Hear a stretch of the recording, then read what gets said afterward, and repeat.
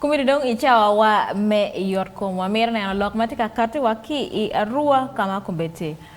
RDC makono la dir Sam Wadri Nyakuwa tika wachi ne mer kilo Ot-Yat Mapolo pilok me Cilo pat kumbete RDC ti wachi ne lok me waste management nyo kama ki onye ye yugi mag ti a ki Ot-Yat pat di arua ti doka yela inoni yugi me Ot-Yat ki ti onye ne kachel ki yugi me ti a ki chuk makon man wang ngene yugi ma Ot-Yat dakno ayela mone tie piano cha kan ki tiki lubira cha kan tiki we po kar me covid-19 kit me onyo kama ki beka wachi ngela kuri pima ki pima no me covid germo ma ki wa dano ne ki pima ke ma dwong man no ka onye te da ka yela ema loka yugi dara mi ronge ken ma ki yer ko de yugi ene aro ka ite wot kiri town yugi tie ma ke karo odi ma ke karo tanks ader yugi ka inti ki yugi kiri we dukan ke ti ki dukan mi de ket ka kato yuga der wati ki yugi ma ti chalo karta che guni ma ke romo recycling wati ki yugi chupa watiki medical waste. Medical waste, miro kichat ki wango ki ballo. Erro ini ne an kumbeti. Iti ka dere lo biara ki bolo kenyu, jimma ki tiyu kare kum lo tuwo ki bolo kenyu, pama gi mogo ki ngogni. Manyote ki bolo disposal kirma ki bolo kwere ti maraj. Jimmy mogo ma topi, ki miete ki ket gubet kengi, PM ka kichar ka onye ne kuma eni ka ki onye kiri wei por top beru maniwa cham gini ento gin maraj ki wan ema wan obolo jimi ene wen kar che chamu jimu aki kom lo tuo wa bori ene katasa che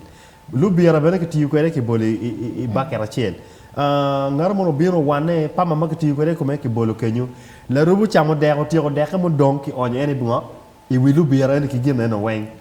ngar mono biro maro chupa ki pi ki bolingo I koja chiel miro ngeni eni nyayo tich I joma yer yugi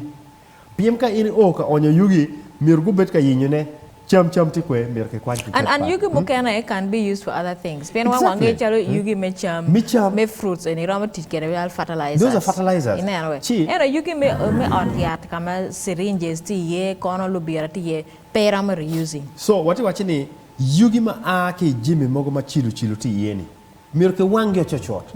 we ak pego dugingo I kabero kama dano ti ye pie mi achiel lubira pe top mi ario plastic ma kiti ko en pe top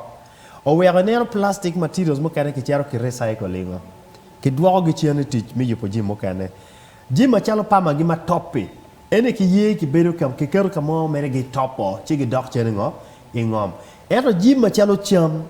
ma dong chengwi ma kelone food waste mir ki nene ki charo ki onyo kamoni mi achiel cham mo dong ki romo charo ki mir le upego gi koro gi rango gi chamo meno konyo gwoko ka ber murumwa mi ario wan mo tiki poro gene chere onyo cham gi mo cham iken jim mogo me tika petone konyo cham bene mi chek mabe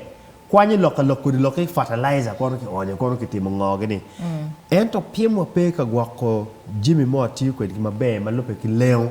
o wega de munyo RDC te wachine daktari nyo ori yeri ma pe romo gwoko ne mir ke logio Ot-Yat should know better I get me disposing of waste in any way part constraint of resources la mera Emma constraint of resources romo bedi bedi tiki kero in ka kat kong ne jima ka ti ko de kom lo tuo mano tio mano go wa ke kat ko ne o yat mo de ti ken gang no lo tuo ma ka tio serious injuries ki chele nge dwe madonga ta ma pigi tika ticho cha we kom dano ki jima go ma pigi tego on your disposables ma dwong including wa gloves ma ro ene PM gloves ne wang mir non kama kero ge ye ka ini lo ni iner ka ke lo ni ko de pama ka ini ma ko la robi ko mbeti me cher ka tiji ko ema mir lock gloves era kitame gloves adi ma ka ti ko de oya adi ma ki cher ke baro ge ki ning ka don ke waji ke waga ke ning time ke ning all these are conversations we must put in there